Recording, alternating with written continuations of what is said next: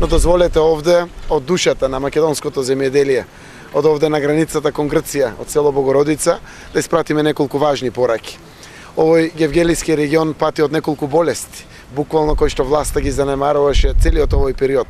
Не може во 21 век, еве 10 години од кога се појави проблемот со водата за пиење на гевгеличани, никој да не прави ништо во сите овие 10 години.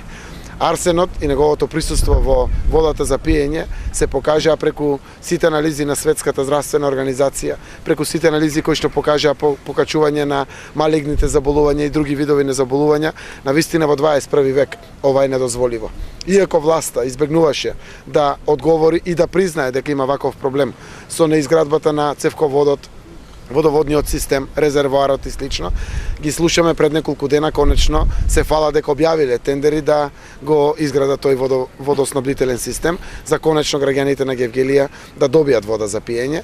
Јас морам да им ветам на граѓаните дека вакви работи од аспект на вода за пиење, канализација, патна инфраструктура или слично ќе бидат минато во Македонија. Со промената на власта нема да зборуваме повеќе за теми кои што живот значат за граѓаните, како што е водата за пиење. Овој проблем ќе биде веднаш одлучен во првите 6 месеци од новата влада, распишани сите можни постапки и веднаш во најбрзо можно време ќе биде решен.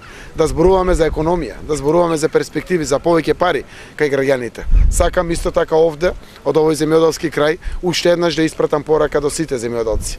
160 милиони евра ќе бидат годишно субвенциите. Тоа се 640 милиони евра за 4 годишен мандат, но ќе бидат навремени тогаш кога им требат на земјоделците и ќе стигнат во рацете на вистинските земјоделци. Главната преокупација на новата власт ќе биде да отвори пазари.